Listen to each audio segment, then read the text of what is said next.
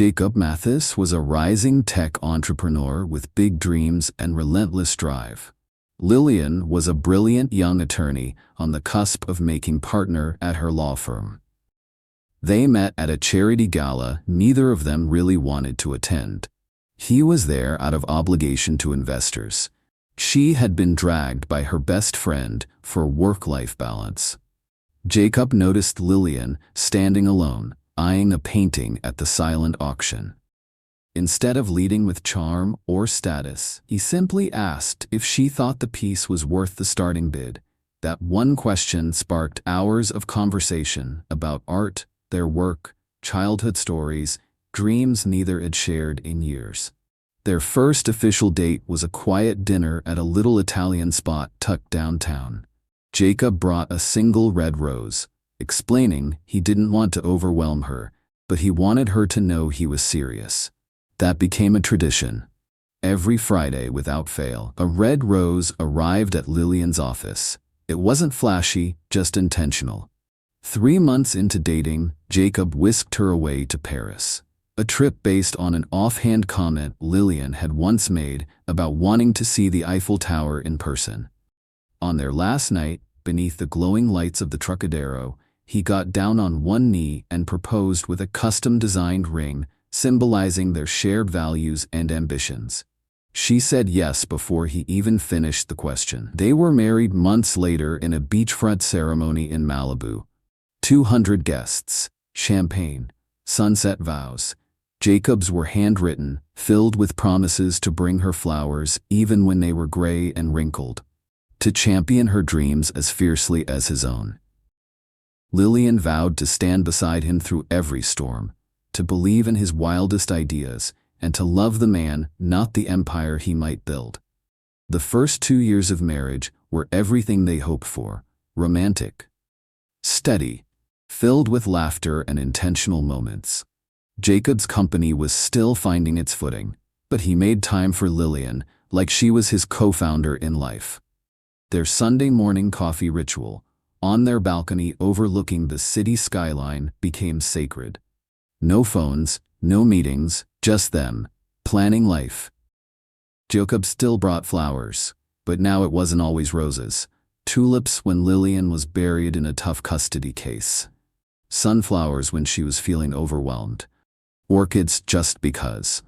She kept every note that came with them in a box under their bed. They traveled often: Greece, Italy, Switzerland.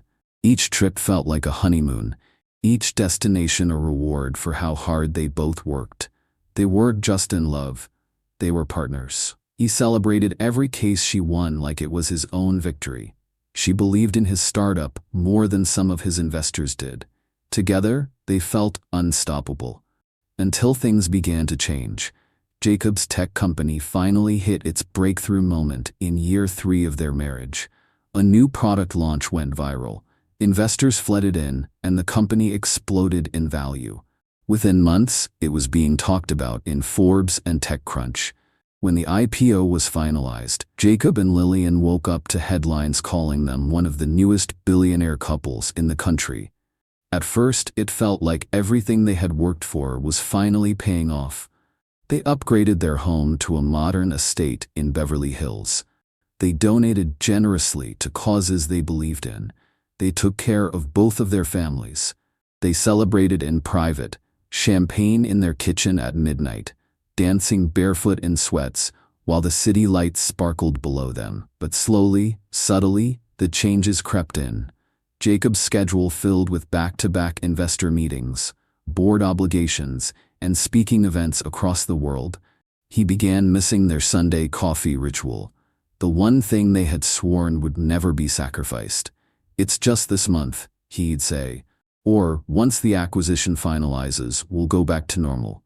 The flowers stopped coming too. When Lillian mentioned it, not out of anger, but a soft kind of longing, Jacob just smiled and kissed her forehead. "I'm building something bigger now, for both of us," he said. "That's what matters, right?" He started attending industry galas alone, claiming she wouldn't enjoy the crowd. He brushed off her invitations to firm events, saying he needed to maintain focus. Their dinners turned quiet, not out of peace, but out of distraction. Jacob was always checking his phone, texting someone, emailing someone else. Lillian would sometimes talk and pause mid-sentence, waiting to see if he'd even noticed. Then came the scent. Different perfumes clinging to his suits. Expensive, floral, unfamiliar. She mentioned it once, casually. He laughed. "You know how it is, babe. Everyone hugs at those events. Networking is practically a contact sport." The answer was smooth, practiced. It made her stomach twist. Conversations grew shorter. The physical distance turned emotional. The man who once remembered every detail of her toughest cases now forgot to ask how her court dates went. And when she tried to bridge the growing divide, he'd wave it off. "Lillian, you're imagining things. Don't start making drama where there isn't any." That's when the doubt began to bloom. Not in him, but in herself. She started questioning her instincts, her worth, her place in a marriage that had once been so steady, so sacred. She tried harder, cooked more, dressed up even on casual nights, left notes in his briefcase like they used to do. But it felt like she was reaching across an ocean, and he wasn't reaching back. What she didn't know yet was that Jacob had already begun drifting toward someone else, and everything they had built together was about to be tested in a way she never imagined.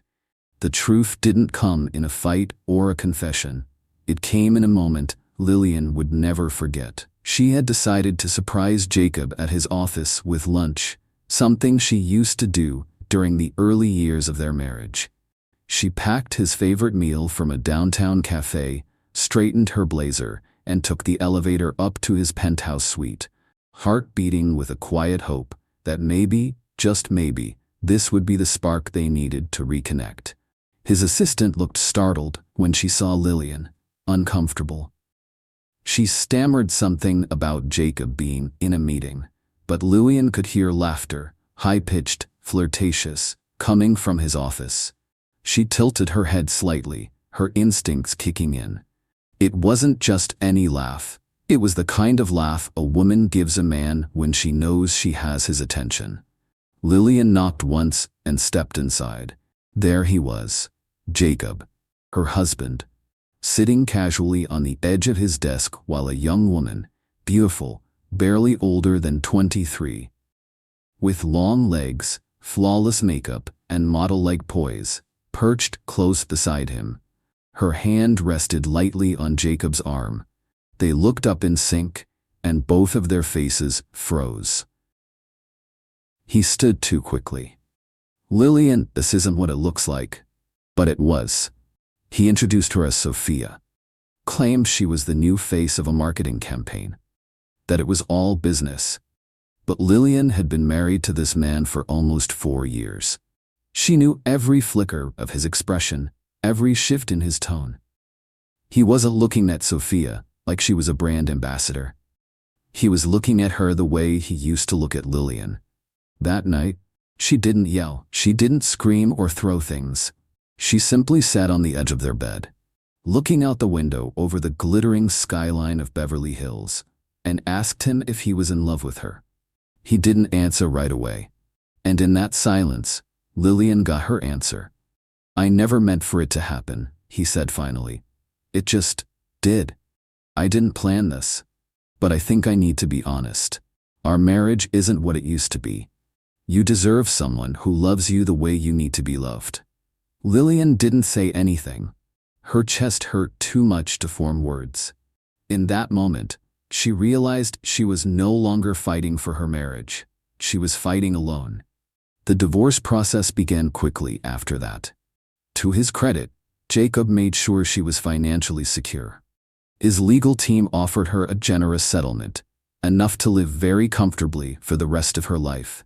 The house, the cars, accounts with commas and zeros. But none of it mattered to Lillian. She didn't want his money. She wanted her husband. The man who once gave her sunflowers when she was stressed, who remembered the name of every paralegal at her law firm, who danced with her barefoot in their kitchen. That man was gone. replaced by someone driven by ambition, fame, and image. The settlement might have protected her lifestyle, but it couldn't shield her from the heartbreak. So, she walked away from it all. Lillian left the mansion behind, along with the cars and the status and the invitations. She moved into a modest apartment downtown, a space that felt small but hers. Quiet, simple, safe. She declined offers from mutual friends and avoided charity events. She needed space to grieve, not just the marriage, but the version of herself she had lost in it. Then one morning, she woke up, stared at the ceiling, and realized something. She still had her mind, her degree, her experience, her integrity. Jacob had taken her heart, yes, but he hadn't taken her fire. Within a month, Lillian launched her own legal practice. It wasn't glamorous, it wasn't instantly profitable, but it was real. She rented a tiny office, hired a newly graduated assistant who reminded her of her younger self, and took on cases that reminded her why she became a lawyer in the first place. Cases involving women trying to rebuild their lives. Custody battles, domestic abuse, financial injustice. She worked late, cried often, but every day she pushed forward, brick by brick, case by case, client by client, and slowly, people began to notice. Her reputation grew. Judges respected her preparation, clients appreciated her empathy, colleagues admired her ability to maintain grace, even while carrying visible scars. She didn't need Jacob's name anymore. She was Lillian Mathis, yes, but her name stood on its own now. Not as a billionaire's wife, but as a woman who had been shattered, stitched herself back together, and decided to keep fighting, not for love, but for herself. Still. Despite the progress, there were quiet moments, too quiet, when she missed him, when she reached for 2 coffee cups in the morning before catching herself. Healing wasn't linear, but she was healing, and she never expected that the next chapter would begin with the most humiliating moment of her life, inside a Beverly Hills boutique. At first, Jacob convinced himself that he had done the right thing. Lillian had always been the more grounded one, the more rational. If she had chosen to walk away from his support, that was her decision, right? He had offered the house, the accounts, the comfort. He made sure his legal team didn't fight her on anything. He told himself he was being generous. But generosity didn't ease the weight that started to grow in his chest. In the quiet moments, when the buzz of his company dulled, when the spotlight shifted to someone else, when the laughter at another industry event faded into silence, he found himself thinking about her. Not just about Lillian, but about the fact that she hadn't taken what he had offered. She had every legal right to a significant share of his wealth. But she took just enough to move on. It stung in a way he hadn't expected. She didn't want his money, she wanted him, and he had thrown that away. He remembered the way she used to look at him across the breakfast table, coffee in hand, still half asleep but smiling. The way she'd leave handwritten notes tucked into his briefcase before big pitches. "You've got this. I believe in you." He hadn't realized how much those little moments mattered until they were gone. And now, there was Sophia. Sophia was beautiful, no question. Head turning, camera ready, always curated for the room. She had an easy laugh, an influencer's timing, and a talent for working a crowd. She complimented his outfits, clung to his arm at events, made other men jealous. She made him look good. But she didn't ask how his day was, not unless it was about media appearances. She didn't know the names of his childhood dogs like Lillian did. She never left him notes, never brewed his favorite tea when he was sick. She didn't know that he liked thunderstorms when he worked late, or that he couldn't sleep in total silence. Sophia knew how to shine, but she didn't know how to care. And when he started to feel it, the distance, the lack of depth, he reminded himself who she was. A flash, a fantasy, an image, a trophy that validated the empire he had built. The kind of woman who made him look powerful in a magazine spread, desirable on red carpets, enviable to the men who used to overlook him. But there was something hollow in all of it. He tried not to admit that he missed the way Lillian challenged him, the way she called him out when he was wrong, the way she held space for his ambition but wouldn't let it destroy who he was. Sophia never challenged him.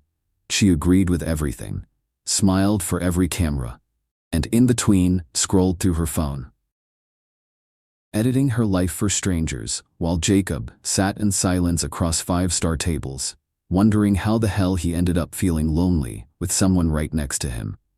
He thought he had won. But in the stillness, after the parties, after the IPO buzz faded, he realized he hadn't won anything. He had lost the only person who ever loved him before the world knew his name. And even though he buried it under meetings, flights, and curated Instagram stories with Sophia smiling on his arm, the guilt sat in his chest like stone. He had given Lillian a way out, and she took it. Not because she needed to, but because she refused to be bought. And now that woman was rising without him, stronger, steadier, and shining in her own right. And Jacob, he was starting to wonder if he had let go of the one thing that actually gave all his success any meaning. Lillian's world didn't fall apart all at once. It cracked slowly, painfully, piece by piece. But once the dust of the divorce settled, she looked around and realized she was still standing, and that meant something. She had walked away from the mansion in Beverly Hills with her head held high. She turned down the endless financial safety nets Jacob had insisted on. Not because she didn't need them, but because she didn't want to feel tethered to a life that had broken her. Instead, she moved into a modest apartment on the east side of the city, just one bedroom, a balcony, and peace.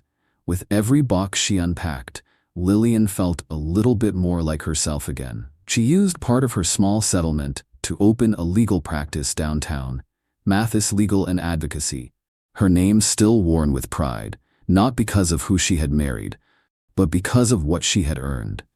She focused on family law, custody cases, divorce, domestic protection orders, the kinds of clients who walked in scared and walked out standing taller. Each case she won rebuilt a piece of her confidence. Each late night at her office reminded her that she had always been more than someone's wife. Lillian started wearing bright lipstick again, started laughing without guilt. She rediscovered old playlists, took long walks with no destination, and read books without checking the clock. She was still healing, but healing out loud, boldly, beautifully. Some mornings were harder than others. There were still echoes of her old life, still memories she hadn't made peace with.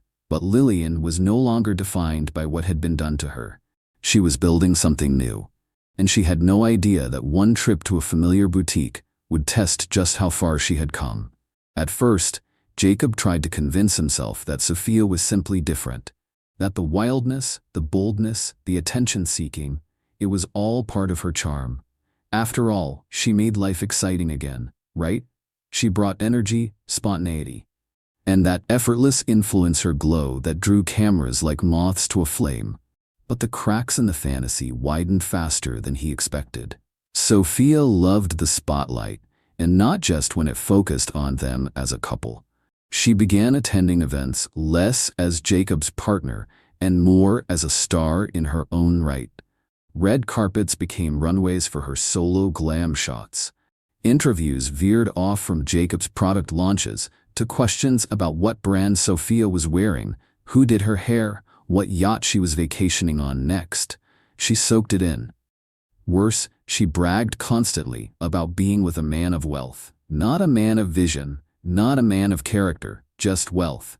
At first, Jacob laughed it off, chalked it up to youthful ignorance. But when she loudly boasted at a charity ball that she never dated below 7 figures, his laughter died in his throat. It wasn't just her words, it was her behavior.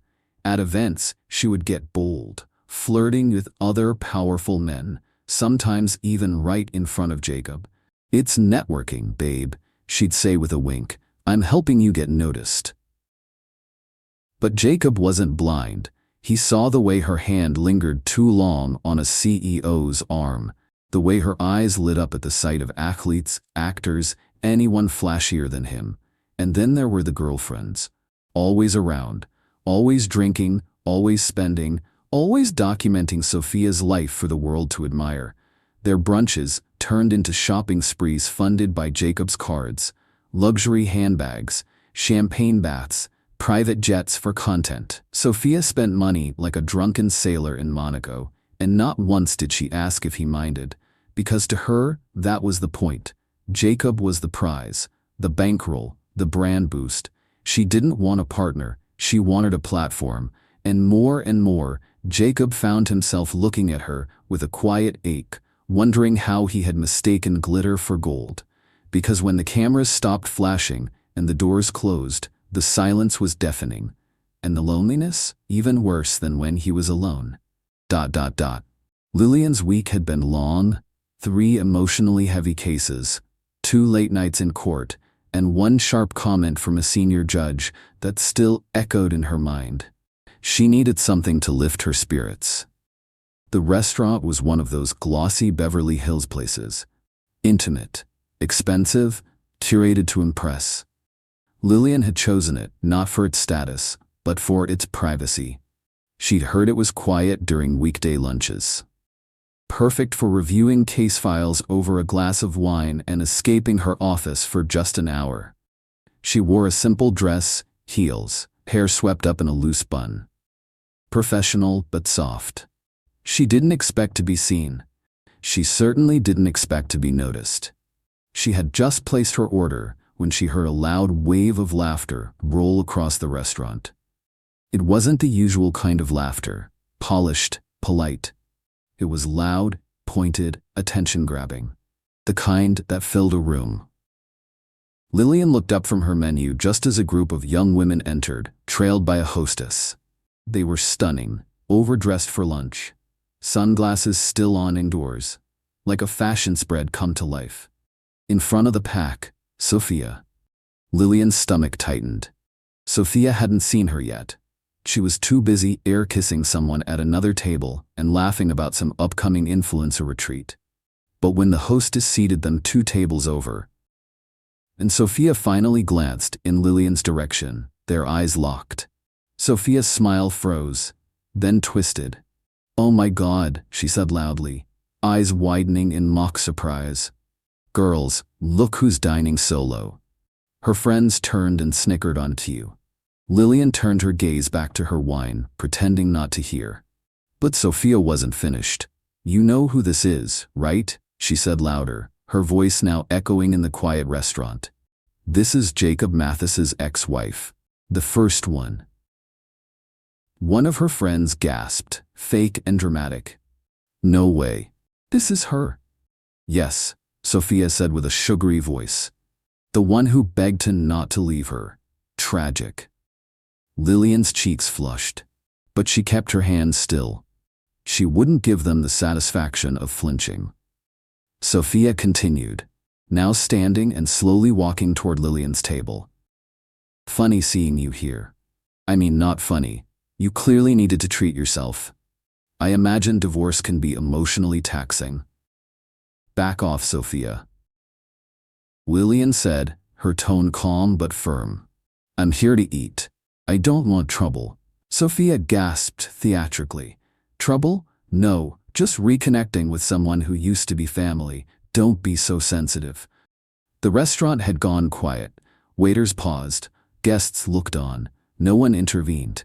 Sophia leaned on Lillian's table, lowering her voice just enough. "Jacob told me everything, you know, that you were controlling, clingy, that he stayed out of pity.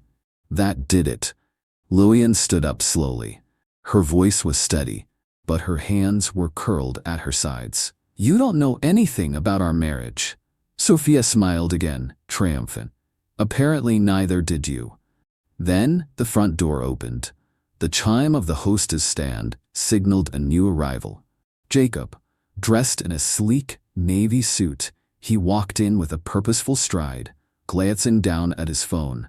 Then he looked up, saw the restaurant's frozen energy, saw Sophia towering over Lillian, saw Lillian, rigid, tense, face pale with rage and embarrassment.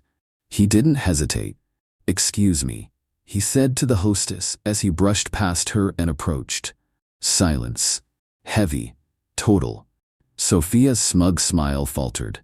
She turned at the sound of his voice. "Jacob, what a surprise. I saw exactly what you were doing," he said, his voice low and dangerous. "And this ends now." Sophia blinked. "We were just talking." "Stop," Jacob said flatly. Sophia blinked. "What?" "Just stop talking."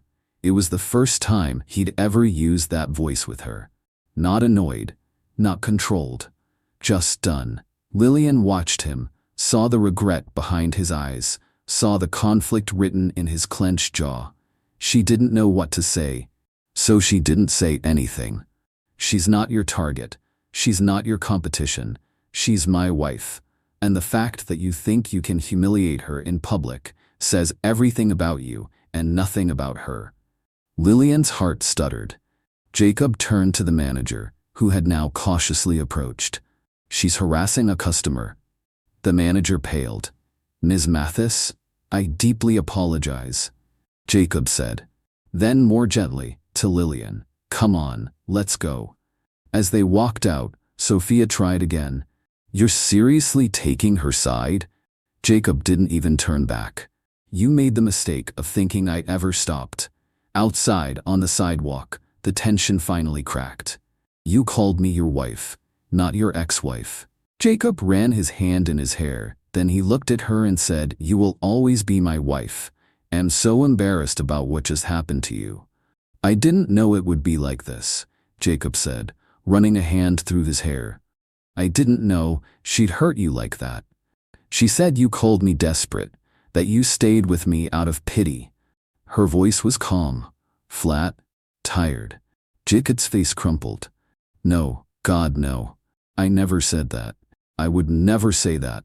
You were the best thing in my life, Lillian, and I threw it away for a facade." He looked back through the window at Sophia, pacing now, fuming. "I told myself she was helping me look powerful, but she doesn't care about me.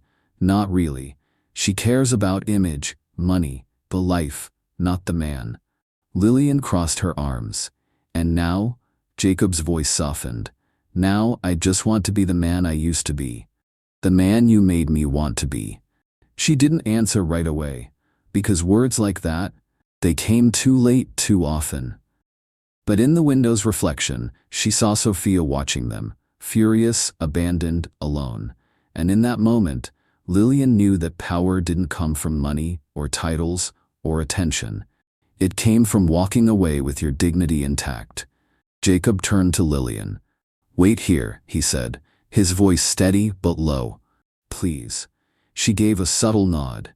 She didn't owe him anything, not after everything, but she wanted to see what he would do, what he would say when there was no crowd to impress. Just consequences. Jacob re-entered the restaurant. The air was tense. Sophia, arms crossed, jaw tight, trying to appear unbothered, but her eyes were wide, tracking his every move. He didn't yell. He didn't raise his voice. He just walked directly to her, face unreadable, voice cold enough to cut marble.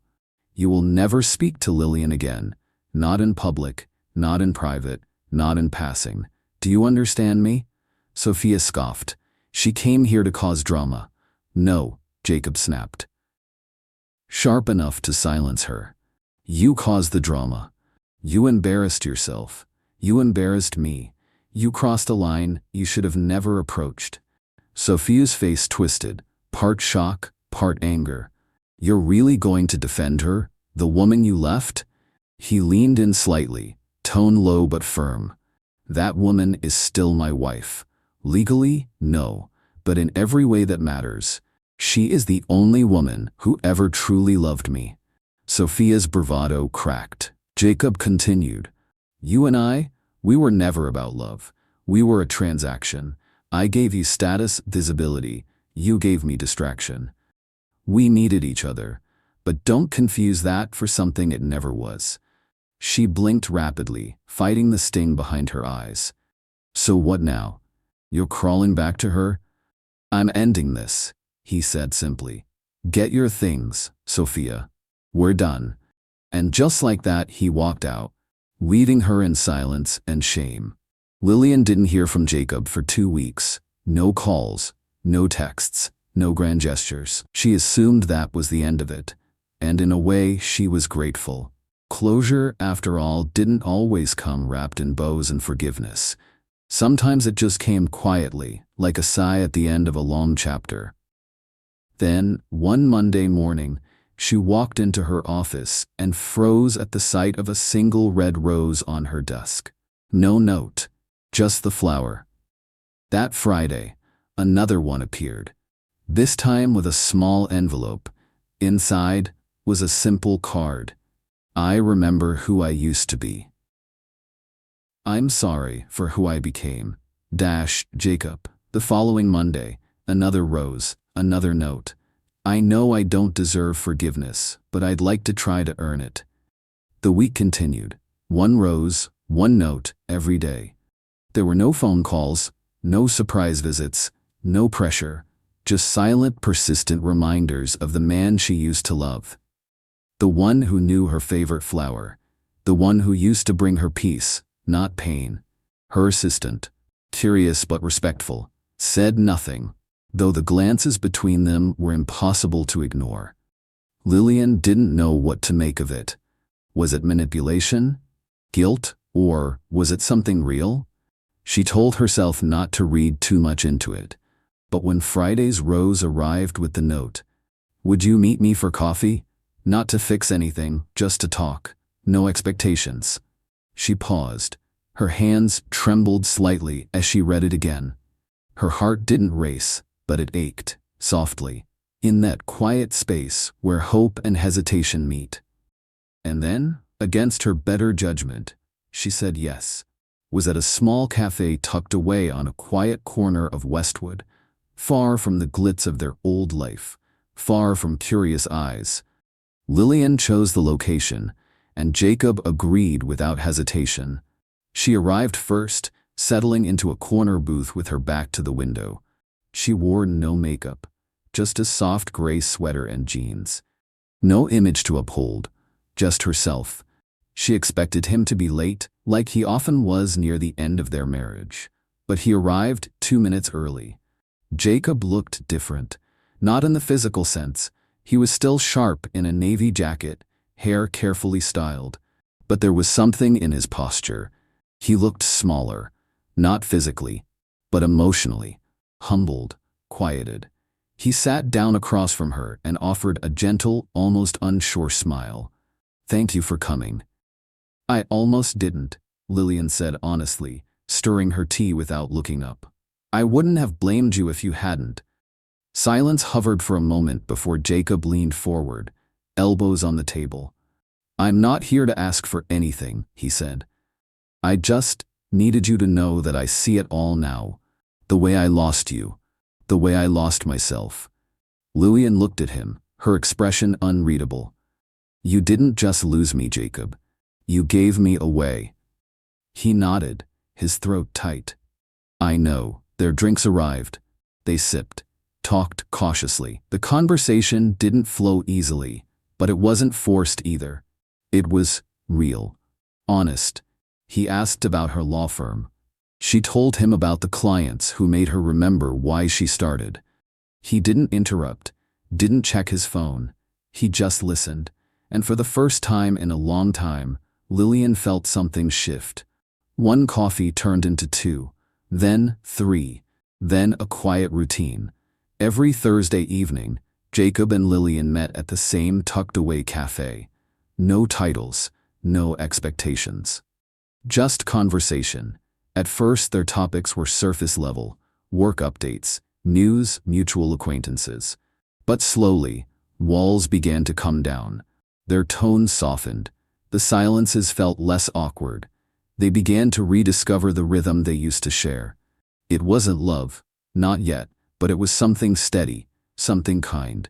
During their 5th coffee, Jacob stirred his espresso for longer than necessary before speaking. "I started seeing someone," he said. Lillian arched a brow, caught off guard. A therapist, he clarified quickly, not a person.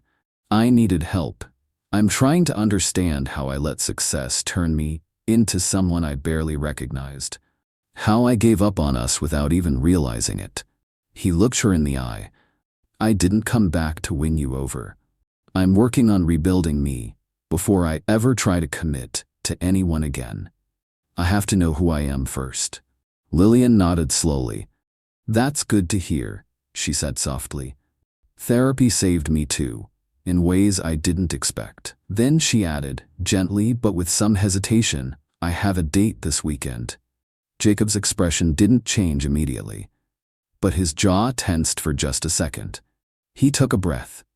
That's great. I hope it goes well. She smiled slightly. Do you mean that? His pause was long enough to speak volumes. I mean it as much as I can right now, he said truthfully. They sat in that honest silence until Jacob leaned back. Actually, I was going to ask. I have a dinner meeting Monday. New clients. It's just business. But I thought, would you come with me, as a friend? Lillian blinked. A 5-star meal? He chuckled. Appetizers, mains, and the dessert cart. She tapped her fingers on her cup, feigning deliberation. Tempting. They both laughed. It felt easy, it felt new, but underneath it all, it felt a little like coming home. Lillian didn't know what made her say yes. Maybe it was curiosity. Maybe it was the thought of filet mignon and crème brûlée she wouldn't have to order alone. Or maybe, though she didn't dare say it aloud, it was the way Jacob still looked at her, when he thought she wasn't watching. He picked her up promptly at 6:45, in a sleek black car, not a showy sports model, but clean and understated.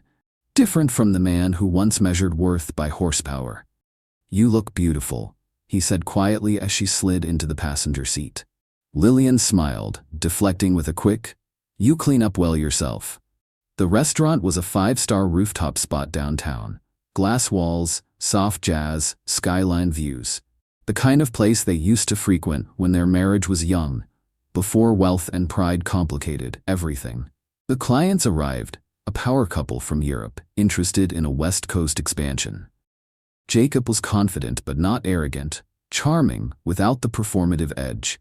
He let Lillian lead the conversation when it veered into legal territory, and for the first time in a long time, she felt seen, not just as a woman he used to love, but as a professional, an equal.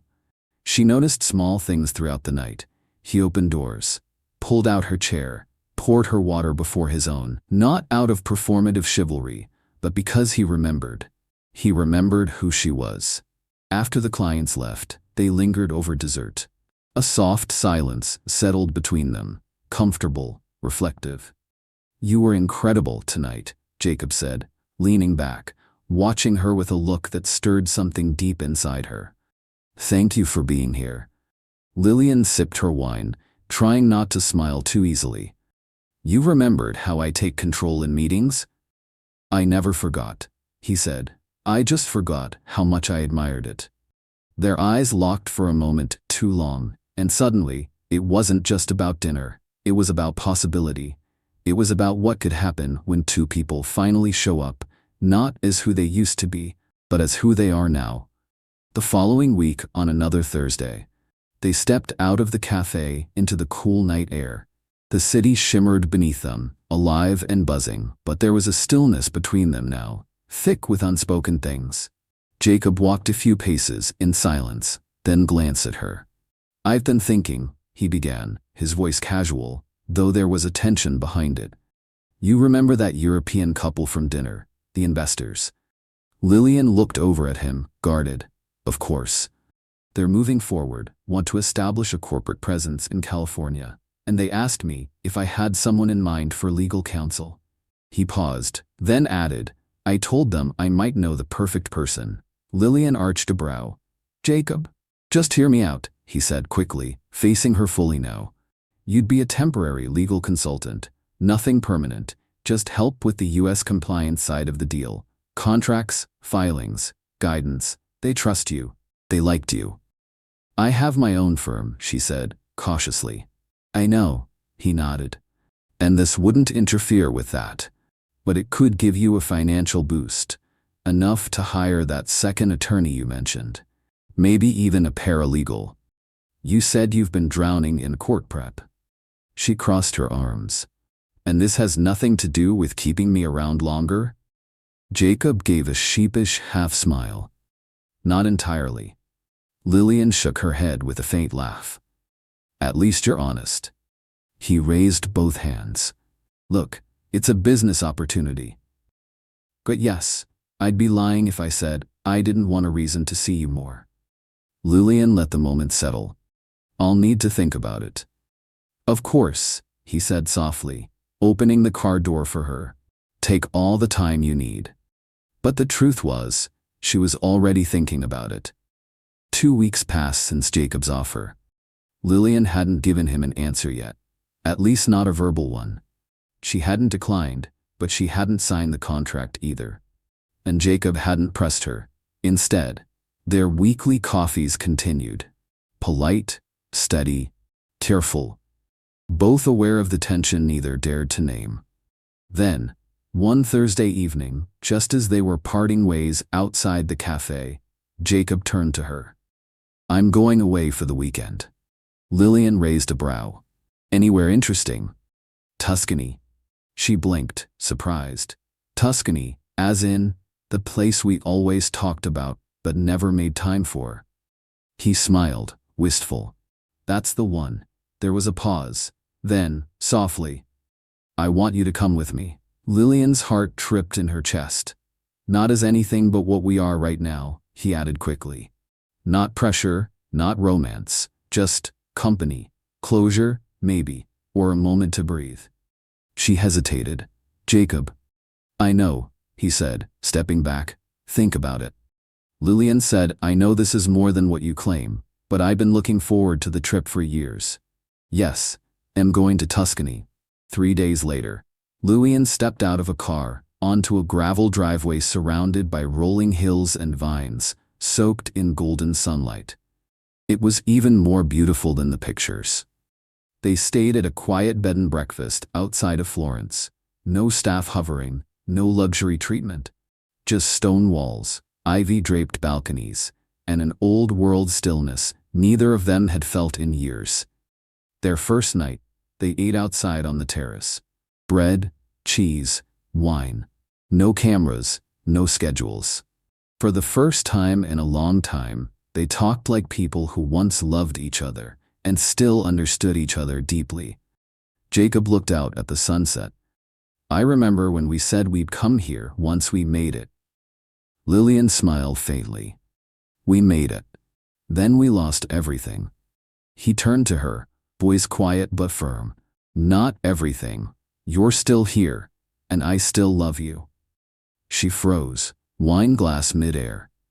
I'm not saying that to win you back, he continued. I'm saying it because it's true. You don't have to say it back. I just needed you to know. I believe you, Jacob, but the hurt is still there. Then she said goodnight. The next morning they walked along the vineyards in silence. The kind of silence that only exists between two people with shared history. Over breakfast, fresh pastries and strong Italian coffee, Jacob took a deep breath and said, Would you ever consider starting over with me? Not as the people we used to be, but the people we are now. There was no grand gesture, just a question, honest, vulnerable. Lillian looked down at her cup, then back at him. I don't know, she said. The sun had just begun to dip behind the olive trees, casting long golden shadows across the terrace where they sat. A warm breeze carried the scent of lavender and earth, and for a moment, everything felt suspended, timeless. Lillian swirled the last of her wine, and said it without build-up, without dramatics. I've been seeing someone. Jacob didn't flinch, but she noticed the way his fingers curled slightly around his glass. He exhaled slowly, then nodded. I remember the date you mentioned, he said quietly. A long pause followed. Okay, he added. But I'm not letting go. She looked up startled. Even if we're just friends, he continued, his voice low but steady. I'm not disappearing. I'm not walking away again. So, whoever this person is, let them know I'm still here. Lillian didn't respond right away. She didn't owe him anything, not explanations, not clarity, not even gratitude for his honesty. This wasn't a path she wanted to walk down. Not now. Not like this. She held his gaze for a moment longer, her expression unreadable. Then, calmly, she stood. This isn't the conversation we should be having right now. Jacob's mouth parted slightly, but before he could speak, she added lightly, "Let's go find a tour guide. I want to see the vineyard, the actual grapes, not sit here over what-ifs." He gave a small smile, almost amused by her ability to change the temperature of a moment with a single sentence. He stood as well. "No more what-ifs," he said softly. They walked side by side into the vineyard's stone office, saying nothing else. And maybe that was okay, because not every answer had to be given right away. Some things, like good wine and healing hearts, needed time to breathe. The plane ride home was quiet. Not strained, just thoughtful. Tuscany had stirred something in Lillian she wasn't ready to name. And while Jacob didn't push, she could sense the hope radiating from him. He didn't speak of the future. He didn't ask for promises, but she could feel it in the way he looked at her, like he was still reaching for a second chance. When they pulled up in front of her apartment, the air shifted. A tall figure stood by the steps, dressed in a soft sweater and jeans, holding a small bouquet of lilies. Evan. His face lit up the moment he saw her. Jacob's grip tightened slightly on the steering wheel. Lillian stepped out of the car, and Evan immediately wrapped her in a warm, familiar hug. "Hey," he said softly. "Welcome back." Lillian smiled politely and stepped aside. "Evan, this is Jacob, my ex-husband." Evan extended a hand, polite but cautious.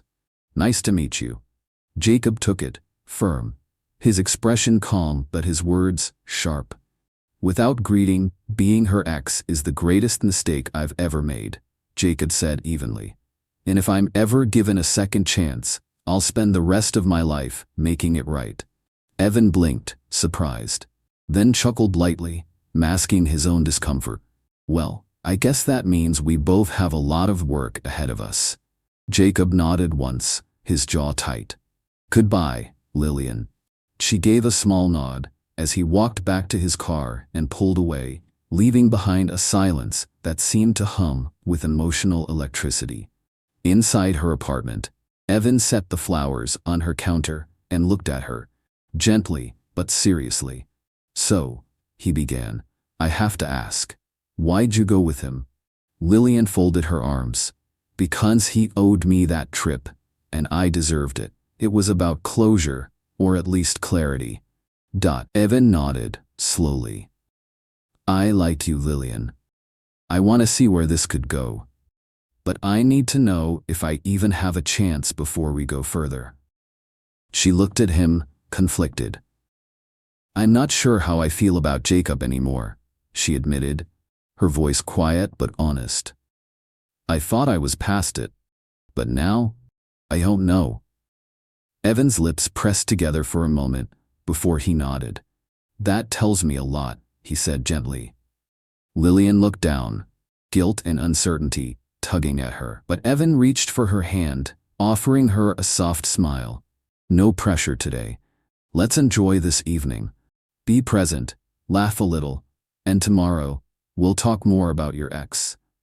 She gave him a grateful smile and nodded. For now, she wasn't choosing between two men. She was choosing clarity for herself, and that too was a beginning. Lillian had never been good at indecision. In her legal practice, her instincts were razor sharp. She made calls with confidence, dissected arguments with clarity, and walked into courtrooms like she owned the space. But in matters of the heart, especially now, she felt like a woman walking two tightropes, each pulling her in a different direction. Evan was warmth, stability, consistency. He didn't overwhelm her. He never tried to possess her. He simply made space, always gentle, always present. Their time together was peaceful. Dinners with jazz in the background, long talks about books, shared jokes over coffee. She never had to wonder how he felt. And then there was Jacob. Complicated, wounded, passionate. There was history between them.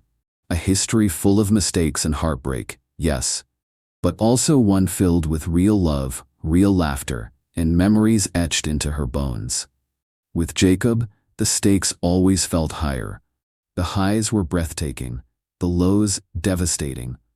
But when he looked at her now, truly looked, she saw a man trying, a man changing. Still, the indecision gnawed at her. She hadn't told either man where her heart truly was, mostly because she wasn't sure herself. Then everything changed. It was a Thursday night. She was having dinner at Evan's place, the kind of quiet evening she had grown to enjoy. Wine, a playlist humming softly, grilled salmon, and roasted vegetables. They were mid-conversation when her phone rang. Unknown number. She almost ignored it, but something in her gut told her to answer. Is this Lillian Mathis? Yes. This is Cedars-Sinai Hospital. You're listed as the emergency contact for Jacob Mathis. He's been admitted panic attack. He was found unresponsive in his car and is now stable, but we thought you should know. Her heart plummeted. I'm on my way. She grabbed her purse and stood up abruptly, barely registering the concerned look on Evan's face. What's wrong? He asked. It's Jacob. He's in the hospital. Panic attack. He listed me as his contact. I have to go. Evan stood too, quietly nodding. Go. She arrived at the hospital breathless, the weight of memories crashing down on her as she rushed through the sterile halls. Jacob was sitting up in the hospital bed, pale, IV in his arm, his hands trembling slightly as he pressed them against his temples. When he saw her, something inside him broke open. You came, he whispered, voice raw. Of course I did, she said, already at his side. You scared the hell out of me. I didn't know who else to call. He admitted, ashamed. I didn't even call. I just wrote your name, and I guess someone called you. You don't have to explain, she said gently, placing her hand over his. He clutched it like a lifeline. They said it was a panic attack. I thought I was dying. Couldn't breathe. Couldn't think. I just kept hearing your voice in my head, telling me to slow down. I think I miss you so much. It's tearing me apart. Lillian's throat tightened. She didn't say anything. She just sat beside him, her fingers never letting go of his. When the nurses came in to check on him, they found her still there. She stayed the night. The guest room in what used to be their home hadn't changed much. He insisted she not drive back so late, and she didn't argue, not because she couldn't leave, but because some part of her didn't want to. She fell asleep in an old shirt of his, the scent faint, but familiar, wrapped in memories that hadn't quite let go of her. The next morning, she brewed coffee in his kitchen. He watched her from the doorway, leaning against the frame with sleepy eyes. You always hated that machine, he murmured. I still do, she said, glancing back at him with a small smile. They sat at the island, sipping quietly. I'm going to be okay, he said. But I think last night was the universe slapping me in the face.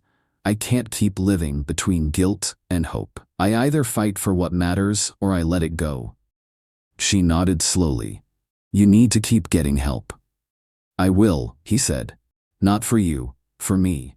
But I hope that journey leads me back to you. Later that afternoon, she called Evan. He answered on the second ring. Hey, she said softly. Hey. His tone was calm but measured. He was already expecting this call. I'm sorry for leaving so abruptly last night. You don't have to apologize. I told you to go. I spent the night, she said, at our old house. Nothing happened. I needed to be there. He needed me. There was a pause. Thanks for being honest, Evan said. I appreciate that. Lillian swallowed hard. I care about you, truly. But I'd be lying if I said I wasn't still entangled. I thought I had moved on. I wanted to, but last night made something very clear. I'm not ready to start something new. Not yet. Evan was quiet for a moment before replying. Now I know where I stand. She winced. I didn't mean to lead you on. You didn't, he said kindly. You've always been transparent. I just hoped maybe there was room for me in your future. I don't know if Jacob and I will make it. We may never be what we were, but I think I need to see this through, for closure, or for something more. Evan let out a breath.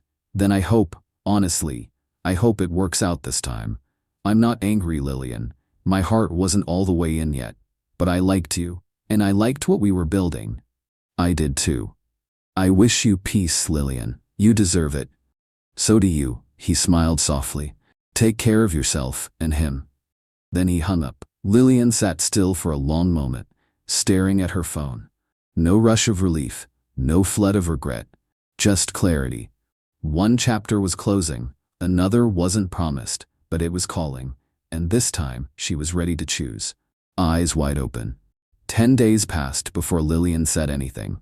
She needed time, not to process what happened with Evan, he had made their ending graceful, clear, but to sit with her own emotions, to make sure she wasn't moving toward Jacob out of guilt or nostalgia, but with choice, with clarity. Jacob didn't press her. But one Thursday morning, as they sat at their usual table with coffee cooling between them, Lillian looked up and said it simply. I'm not seeing Evan anymore. Jacob blinked, caught mid-sip. You're not. She shook her head. It wasn't fair to him. And it wasn't honest for me. His throat bobbed as he swallowed slowly. What does that mean, for us? It means I'm willing to see where this goes, she said softly. But not the way we did it before. If we're doing this, it has to be different. He leaned in slightly. How different? We start over, she said. We go to therapy, together. We stop pretending love alone is enough. We learn how to talk to each other, how to disagree without shutting down, how to grow without growing apart. Jacob nodded slowly. Okay. You sure? She asked. It's not romantic, it's not quick, it's work. I don't want perfect, he said. I want real. The first therapy session was awkward. Jacob sat with his shoulders tense, arms folded across his chest. Lillian, on the other side of the couch, watched him carefully, but said little. The therapist, a warm, observant woman named Dr. Alden, asked gentle questions. What brought you both here? Lillian spoke first. A second chance, but we don't want to repeat the past. Jacob added, I don't want to lose her again. But I don't want her to lose herself trying to be with me either. It was quiet for a moment after that. Then the work began. They talked about everything. What went unsaid during the years of growing silence. How Jacob's success became a wall. How Lillian's independence made her retreat rather than confront. They unpacked old fights, old assumptions, and the wounds, neither admitted, were still bleeding. They practiced listening without interrupting, speaking without accusation, asking instead of assuming. It wasn't easy. Lillian had moments where she wanted to run. Jacob had moments where his defenses spiked. But after every session, something shifted, something softened. They started having hard conversations outside the therapy room. Jacob admitted he resented how easily Lillian walked away from the mansion, but now realized she had to walk away to save herself. Lillian confessed she didn't feel chosen toward the end, that she had spent months in their marriage begging for crumbs of attention while Jacob fed the world. They both cried, often, but they kept showing up. One night, after their fourth session, Jacob drove Lillian home. They sat in the car for a while, neither eager to say goodbye. Jacob stared out the windshield. I used to think success meant power, winning, prestige. I let others define what type of man I was supposed to be, and Sophia, that was never about love. She knew how to feed my ego, and I enjoyed it at first, but it died as fast as it started. You need to know I never physically cheated on you during our marriage, but I admit to cheating on with my heart with false love, which is worst. But none of it felt like anything without you. I am so sorry, please forgive me. Lillian turned toward him, her expression calm, clear. And I used to think love meant staying, no matter what. But I learned that leaving was the most loving thing I could do, for both of us. He looked at her, something breaking in his gaze. So where do we go from here? She reached over and took his hand. Forward, not fast, but forward. And for the first time in a long time, it felt like enough.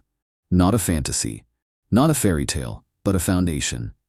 A week after their fourth therapy session, Lillian walked into Jacob's office with the signed consultant agreement in hand. "You're sure about this?" she asked, offering him the folder. Jacob took it, his smile warm and proud. "I've never been surer." With that, Lillian officially became the lead legal consultant for the West Coast expansion deal.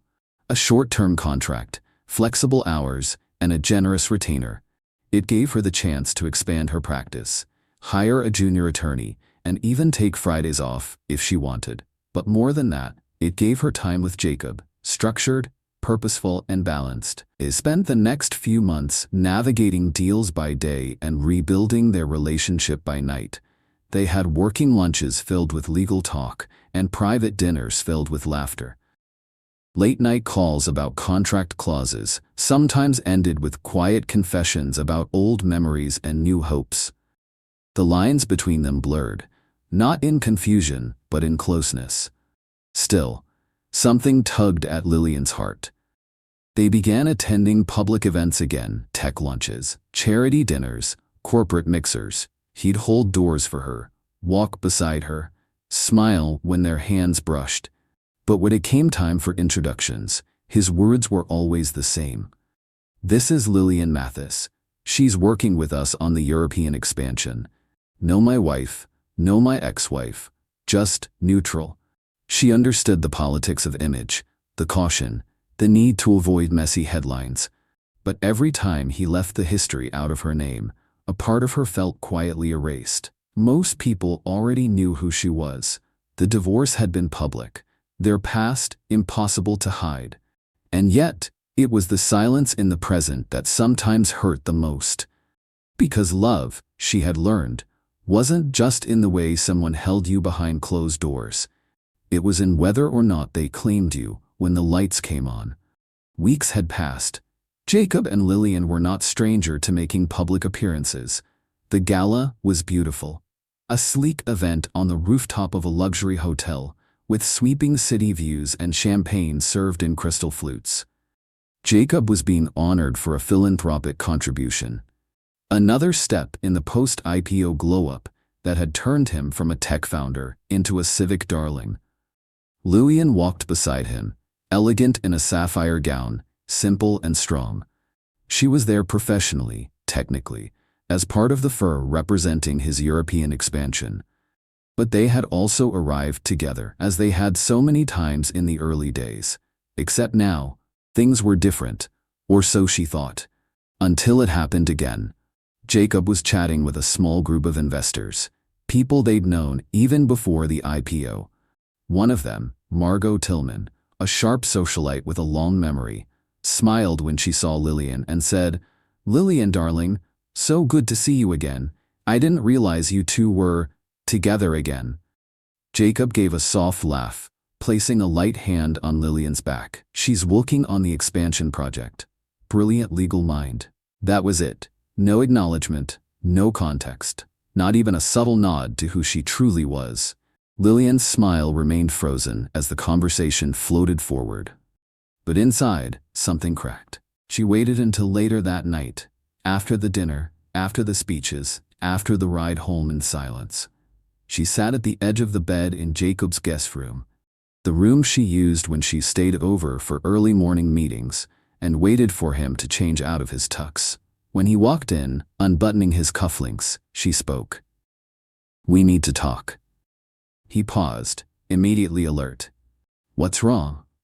Her voice was calm, controlled, but beneath it was something deeper. "You keep introducing me like I'm a consultant you barely know. At events, at meetings, even with people who already know our history." Jacob frowned. "I just didn't think that's the problem," she interrupted, standing now. "You don't think about what it feels like for me.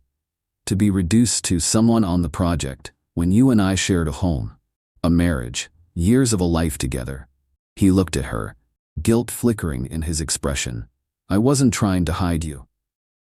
But you weren't claiming me either." The room fell silent, tense, honest. Lillian crossed her arms. "Do you still feel ashamed of me? Of our past?" "No, God, no." He stepped closer, shaking his head. "I'm proud of you, of everything you've done since the divorce. And I'm in awe that you even let me back into your life. Then why does it feel like I'm only allowed back in privately?" Jacob exhaled, pinching the bridge of his nose. "Because I don't want to push. Because I wasn't sure where we stood. Because I didn't know if you wanted people to know we're trying again. I thought I was protecting us." She stared at him, searching for the truth. "Or were you protecting your image?" He looked stunned by the question.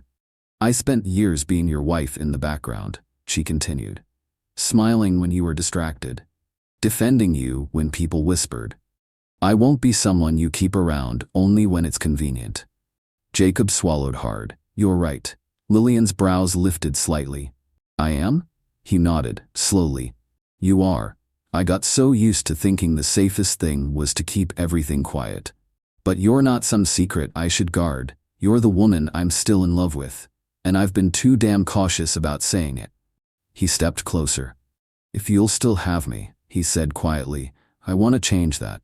I want to call you what you are. My wife. The woman who walked through fire and still stood beside me. Not just behind closed doors. Everywhere." Lillian looked up at him, her heart pounding in her chest. "I don't need public performances, Jacob. I need consistency. Truth. Respect. You'll have all of it," he promised. "Not just in private. Not just when it's easy." For the first time, she saw the shift in his eyes. Not just guilt, not just regret, but readiness. To do it differently, to love her out loud. It was a quiet Monday afternoon when Lillian heard a knock on her office door. She looked up surprised. Jacob stood in the doorway, dressed in slate gray slacks and a crisp navy shirt. But he looked more vulnerable than she had ever seen him in a boardroom. "Do you have a minute?" he asked gently. She nodded, motioning toward the chair across from her desk. He sat, but not casually. There was purpose in the way he leaned forward, elbows resting on his knees, hands folded like he was holding something heavy between them. "I've been thinking a lot since the gala," he began. "About what you said, about what I didn't say, and more than that, about what I almost lost again." Lillian said nothing, just listened, the rhythm of her heartbeat quickening. "Last night, I had another panic attack," he admitted, voice low. "It wasn't as bad as the last one, but it came from the same place, the fear that I had done too little, too late, that you'd walk away again, that I'd deserve it." "Jacob," he raised a hand, stopping her gently. "I need to say this clearly, with no more caution or ego. I'm not trying to hide you, Lillian. I never was. I was trying to be careful, to do this the right way. But the truth is, all that caution made it look like I was still ashamed. And I'm not. Not of you, not of us." He stood slowly and walked around the desk to her side. "Do you want a future with me? More than what we are now?" Lillian's breath caught in her chest. Jacob looked into her eyes, vulnerable but sure. "Because I do." She stood slowly, heart pounding. "Yes," she said. "That's why it hurt so much when you acted like I was just the woman working on the expansion project. It wasn't about needing a title, it was about needing to be seen. Fully." His eyes shimmered. "I see you, Lillian, as the woman who challenged me, loved me, left me when she had to, and still found a way to sit across from me now. And I don't want a life where we're almost something. I want a life where we're everything." Then, without fanfare, without warning, Jacob slowly dropped to one knee. From his pocket, he pulled out a small black velvet box. Inside wasn't a diamond meant to dazzle a crowd. It was a simple, elegant ring with a single round sapphire, set in rose gold, deep and strong and unmistakably unique. He looked up at her with a steady gaze. "Lillian Elise Mathis," he said, "will you marry me? Again. Not because we're trying to recreate what we had, but because we're ready to build something better. something whole. Together. Tears welled in her eyes. Tears she hadn't expected, not after everything they'd been through. But this time, the tears weren't born of pain. They came from relief, from truth, from love. She smiled through them, dropped to her knees in front of him, and whispered, "Yes." Jacob exhaled, almost in disbelief, then slid the ring onto her finger, hands shaking slightly as he did. She kissed him, soft and certain, and for the first time in years, it felt like a beginning instead of a memory. No crowd, no Eiffel Tower, no spotlight, just a man, a woman, and the quiet, sacred vow to do it right. This time, for real. They didn't wait long. That weekend, with only those who had walked beside them through the fire, Jacob and Lillian married again, quietly, intentionally, and without a trace of pretense. There were no engraved invitations, no celebrity guest list, no custom gowns flown in from Europe. Instead, they chose a sunlit garden behind Lillian's parents' home, a small, familiar space surrounded by flowers, laughter, and the steady embrace of people who had seen them both at their best and worst. Only 20 guests were invited. No press, no photographers except for a friend who captured candid joy, not posed perfection. Jacob stood at the altar wearing a light gray suit with no tie, open collar, sleeves slightly rolled. He looked like a man grounded in something deeper than ambition. He smiled nervously as Lillian walked toward him, barefoot in the grass, wearing a flowing ivory dress that brushed the tops of her feet and a soft flower tucked into her curls. There was no dramatic entrance, just her, radiant, steady, real.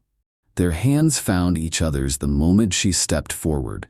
The officiant spoke only briefly, offering words about second chances and the kind of love forged not in fantasy, but in forgiveness. Then Jacob took Lillian's hands in his and began his vows.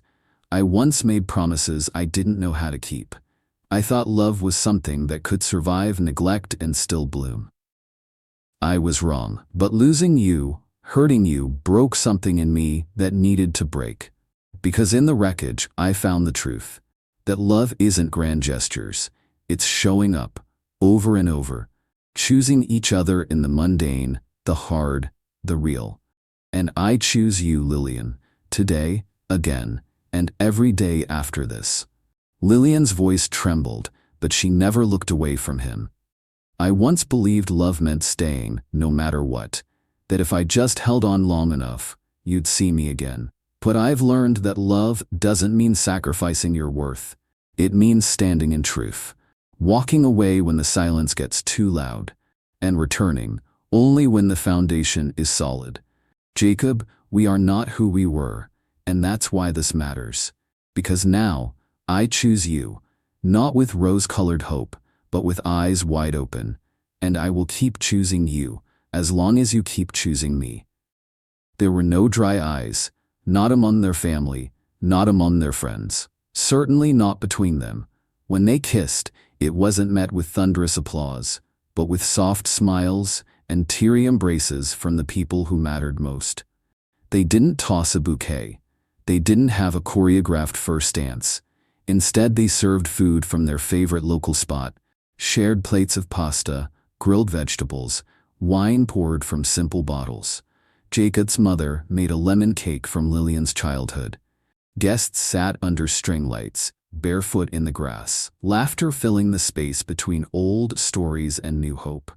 Later, as the sun set, Lillian and Jacob sat side by side on a wooden bench at the edge of the garden, watching guests laugh and dance beneath the trees. "No helicopters this time," Jacob murmured with a grin. "No press," she smiled, leaning her head against his shoulder. "No pretending," he added. She nodded. "Only us." He took her hand and traced the ring now resting there. A ring chosen not to impress, but to symbolize something whole. They had once promised each other the world. This time, they promised to simply stay present in it together. Hope you enjoyed listening to Green Tea Tales. Help us our channel grow with likes, shares, and subscribes.